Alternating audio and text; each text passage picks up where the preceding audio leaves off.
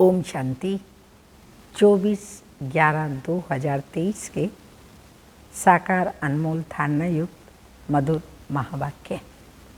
मीठे बच्चे, तुम्हारी सच्ची बात का तीर तब लगेगा जब दिल में सच्चाई सफाई होगी। तुम्हें सत्य बाप का संग मिला है, इसलिए सच्चे बनो। क्वेश्चन, तुम सब स्टूडेंट हो, तुम्हें किस बात का ख्याल रखना जरूरी है? आंसर है, कभी भी कोई गलती हो तो सच बोलना है। सच बोलने से ही उन्नति होगी। तुम्हें अपनी सेवा दूसरों से नहीं लेनी है। अगर यहाँ सेवा लेंगे तो वहाँ करनी पड़ेगी। तुम स्टूडेंट अच्छी तरह से पढ़कर दूसरों को पढ़ाओ तो बाप भी खुश होगा। बाप प्यार का सागर है।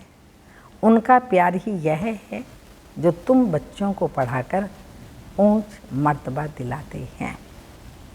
गीत किसने ये सब खेल रचाया? ओम शांति। आजकल समाचार आते हैं हम गीता जयंती मना रहे हैं। अब गीता को जन्म किसने दिया, यह है टॉपिक। जयंती कहते हैं तो जरूर जन्म भी हुआ ना। उनको जब कहते हैं श्रीमद् भगवत गीता जयंती तो जरूर उनको जन्म देने वाला भी तो चाहिए ना। सब कहते हैं श्री कृष्ण भगवानों वाच्य, तो फिर श्री कृष्ण पहले आता, गीता पीछे हो जाती है।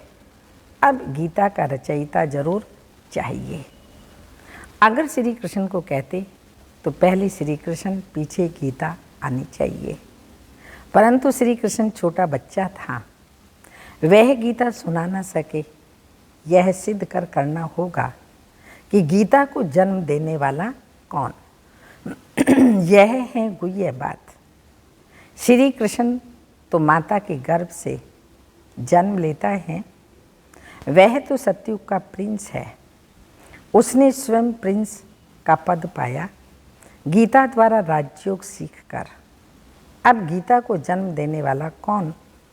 परम पिता परमात्मा शिव या श्री कृष्ण?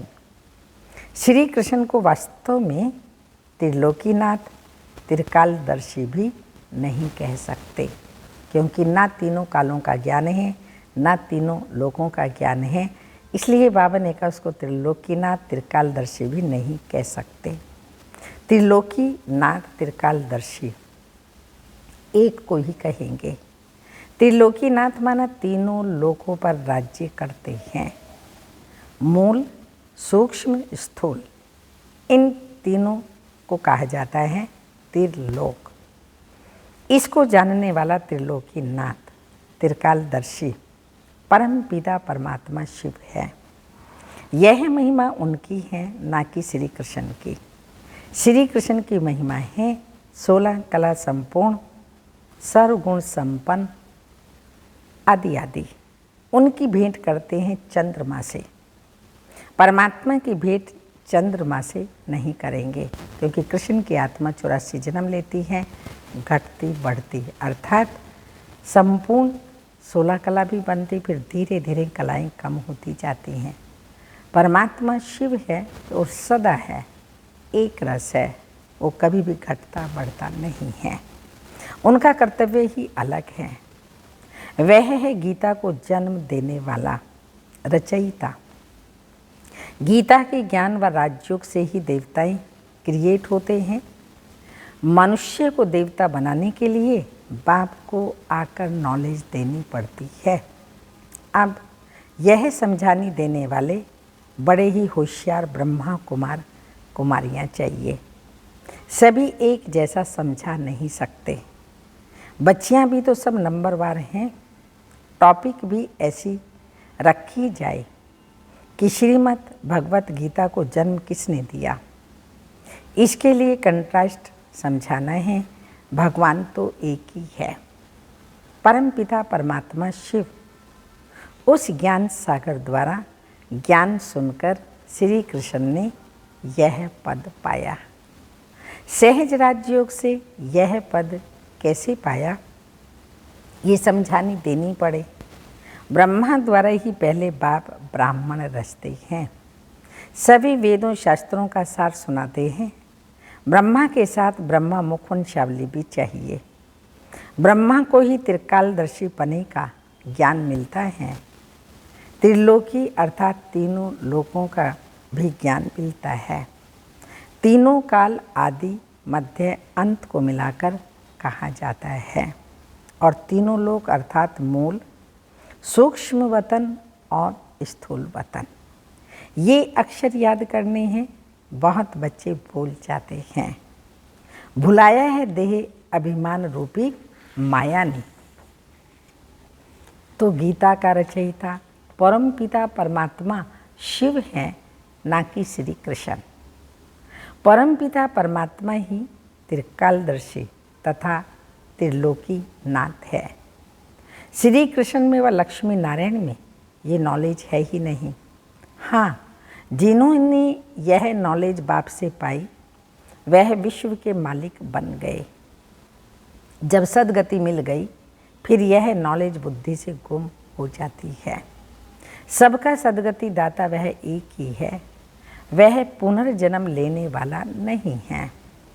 पुनर्जन्म शुरू हुआ सतयुग आदि से कलयुग अंत तक 84 जन्म लेते हैं। यह समझानी देनी पड़ती है। सब तो 84 जन्म नहीं लेते। जिसने ये गीता लिखी उसको त्रिकालदर्शी नहीं कहेंगे। पहले ही लिखा है कि श्री कृष्ण भगवानो वाच्य। यह एकदम रॉन्ग है। रॉन्ग भी होना ही जरूर है। जब सब शास्त्र रॉन्ग हों तब ही पाप आकर के राइट सुनाए।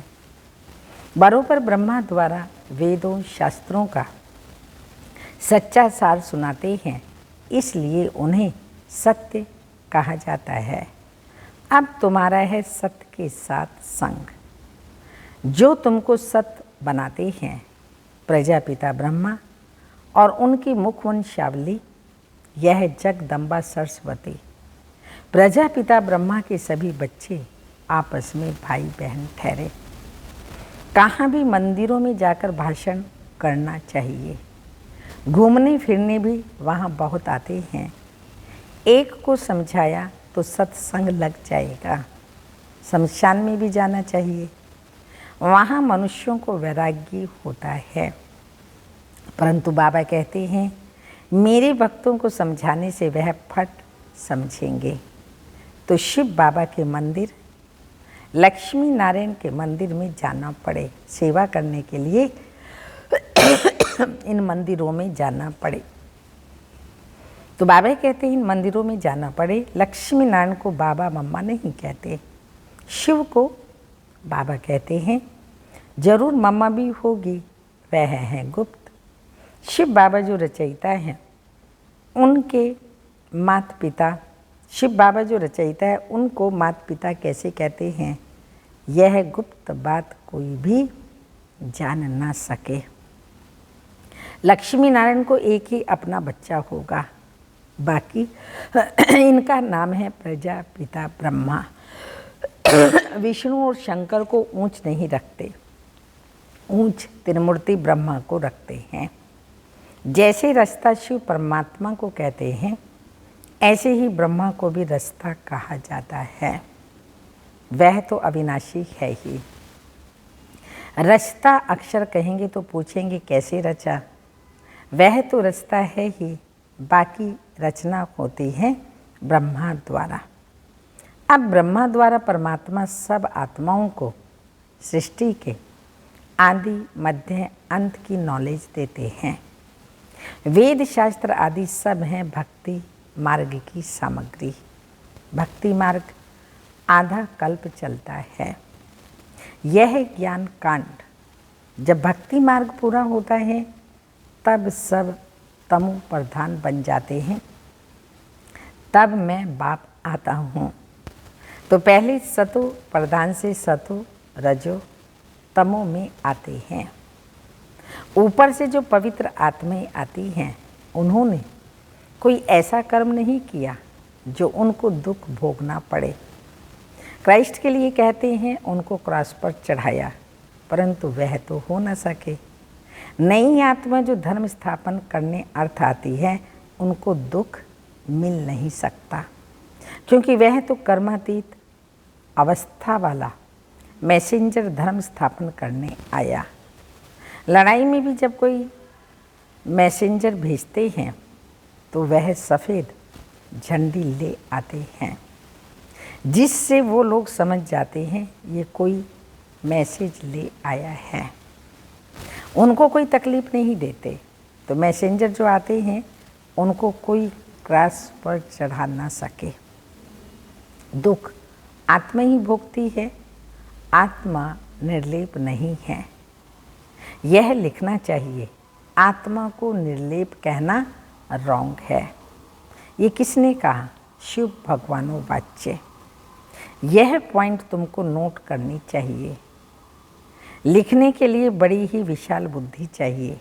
समझो, प्रदर्शनी में क्रिश्चियन लोग आते हैं तो उनको भी बता सकते हैं कि क्राइस्ट की सोल को क्रॉस पर नहीं चढ़ाया गया, बाकी जिसमें उसने प्रवेश किया उस आत्मा को दुख हुआ। तो ऐसी बातें सुनकर वंडर खाएंगे। उस पवित्र आत्मा ने आकर धर्म स्थापन किया गॉड फादर के डायरेक्शन अनुसार। यह भी ड्रामा को भी कई लोग समझते हैं, परंतु उसके आदि मध्य अंत को नहीं जानते। ऐसी ऐसी बातें सुन वह लोग कुछ समझने की कोशिश करते हैं। कृष्ण को भी कोई गाली दे न सके, बरोबर गालियाँ अभी ही मिल रही हैं। किसको? शिव बाबा को नहीं, इस साकार को। ब्रह्मा बाबा को मिलती हैं, शिव बाबा को गालियाँ कोई दे नहीं सकता। टीचर तो बाबा है प्योर सोल, और यह है इम्प्योर जो प्योर बन रहा है। जो समझ गए हैं वह बित नहीं करेंगे, नहीं तो समझेंगे कि यह तो सिखाया हुआ है। फिर वह बात कोई को जचती नहीं, तीर नहीं लगता। तो सच्चाई सफाई बहुत चाहिए। जो खुद विकारी लोग होगा तो वह औरों को कहे काम महाशत्रु। जो विकारी स्वयं होगा तो वो किसी को कहे पवित्र बनो, काम महाशत्रु है, तो तीर लग नहीं सकता। जैसे पंडित का मिसाल है, राम राम कहने से नदी व सागर पार कर जाएंगे, यह अभी की ही बात है। शिव बाबा कहते हैं मुझे याद करने से तुम इस विषय सागर से पार हो जाएंगे, यह अभी की बात है। कौन सा सागर? यह पंडित नहीं जानते। वैशाल्य से शिवालय में चले जाएंगे, विषय सागर की बात है, उस सागर की बात नहीं। तो शिव बाबा को याद करेंगे, धारणा करेंगे तो विषय सागर से क्षीर सागर सत्युग में चले जाएंगे। बड़ी अच्छी रीति से श्रीमत पर चलना है। कहते हैं ना कि बाबा चाहे प्यार करो चाहे ठुकराओ, यहाँ तो सिर्फ समझाने दी जाती है, तो भी कई मुर्दे बन जाते हैं। बच्चों को तो लिखना पड़ता है ना, लिखना पढ़ना पड़ता है। बाप प्यार का सागर है, अर्थात पढ़ाकर ऊंच मर्तबा दिलाते हैं, यही प्यार है। बाप जब पढ़ाता है तो पढ़कर औरों को भी पढ़ाना है, बाप को खुश करना है, बाप की सर्विस में तत्पर रहना है। बाप की यही सर्विस है कि अपने तन मन धन से भारत की सच्ची सेवा करो। तुम्हें तो बुलंद आवाज़ से समझाना चाहिए। सभी नंबरवार हैं, राजधानी में भी नंबरवार होंगे। टीचर समझ जाते हैं कि यह दैवी राजधानी में क्या नंबर लेंगे। सर्विस से समझ सकते हैं कौन कौन मुख्य होंगे, कौन फिर मुख्य बनेंगे। खुद भी समझते हैं हम बाबा मम्मा जितने सर्विस नहीं करते तो दास दासियां बनना पड़ेगा। आगे चलकर तुम सबको सारा ही मालूम पड़ेगा। हम श्रीमत पर ना चले, सब क्लियर हो जाएगा। तुम बच्चे इस समय स्टूडेंट हो। इस समय तुम अपनी दासियां बनाएंगे तो खुद भी दासी बनना पड़ेगा। यहाँ महारानी बनना देह अभिमान है। सच कहना चाहिए बाबा, ये भूल हुई। अभी संपूर्ण तो सभी बने नहीं हैं। इम्तिहान में जब नापास होते हैं तो शर्माते भी हैं। बाबा का रात्रि में ख्याल चला कि मनुष्य 21 जन्म कहते हैं, गायन भी करते हैं। अभी यह ईश्वरीय जन्म एक अलग है। 8 जन्म सतयुग में, 12 जन्म त्रेता में, 21 जन्म द्वापर में, 42 जन्म कलयुग में। यह तुम्हारा ईश्वरीय जन्म सबसे उच्च जन्म है जो एडॉप्टेड है। तुम ब्राह्मणों का ही यह सौभाग्यशाली जन्म है। अच्छा, मीठे मीठे सिक्के लदे बच्चों प्रति माता पिता बाप दादा का याद प्यार। Good morning, diamond morning. रूहानी बाप की रूहानी बच्चों को नमस्ते। हम रूहानी बच्चों की रूहानी माता पिता बाप दादा को याद प्यार। गुड मॉर्निंग, डायमंड मॉर्निंग, ओम नमस्ते। मातेश्वरी जी के मधुर महावाक्य हैं। मनुष्यों का 84 जन्म है, ना कि 84 लाख योनियाँ। अब यह जो हम कहते हैं कि प्रभु हम बच्चों को उस पार ले चलो, उस पार का मतलब क्या है? लोग समझते हैं उस पार का मतलब है जन्म मरण के चक्कर में ना आना, अर्थात मुक्त हो जाना। अब यह तो हुआ मनुष्यों का कहना, परंतु बाप कहते हैं बच्चों, सचमुच जहाँ सुख शांति है, दुख अशांति से दूर हैं, उसको कोई दुनिया नहीं कहते। वो है परम धाम। वहाँ सुख दुख कुछ नहीं होता है। जब मनुष्य सुख चाहते हैं तो वो भी इस जीवन में होना चाहिए। अब वो तो सतो गुणी वैकुंठ देवताओं की दुनिया थी, जहाँ सर्वोदय सुखी जीवन था। उसी देवताओं को अमर कहते थे। अब अमर का भी कोई अर्थ नहीं है। ऐसे तो नहीं देवताओं की आयु इतनी बड़ी थी जो कभी मरते नहीं थे। अब यह कहना उन्हों का रॉन्ग है, क्योंकि ऐसे है ही नहीं। उनकी आयु कोई सतयुग त्रेता तक नहीं चलती, परंतु देवी देवताओं के जन्म सतयुग त्रेता में बहुत हुए। 21 जन्म तो उन्होंने अच्छा राज्य चलाया, और फिर 63 जन्म द्वापर से कलयुग के अंत तक टोटल उन्हों के जन्म चढ़ती कला वाले 21 हुए, और उतरती कला वाले 63 जन्म। टोटल मनुष्य 84 जन्म लेते हैं। बाकी यह जो मनुष्य समझते हैं कि मनुष्य 84 लाख योनियाँ भोगते हैं, यह कहना भूल है। अगर मनुष्य अपनी योनि से सुख दुख दोनों पार्ट भोग सकते हैं, तो फिर जानवर योनि में भोगने की ज़रूरत ही क्या है? अब मनुष्यों को ये नॉलेज ही नहीं है। मनुष्य तो 84 जन्म लेते हैं, बाकी सृष्टि पर जानवर पशु पंछी आदि टोटल 84 लाख योनियाँ अवश्य हैं। अनेक किस्म के जैसे पैदाइश है, उसमें भी मनुष्य योनि में ही अपना पाप पुण्य भोग रहे हैं, और जानवर अपनी योनियों में भोग रहे हैं। ना मनुष्य जानवर की योनि लेते हैं और ना जानवर मनुष्य की योनि लेते हैं। मनुष्य को अपनी योनि में जन्म भोगनी पड़ती है, तो दुख सुख की महसूसता आती है।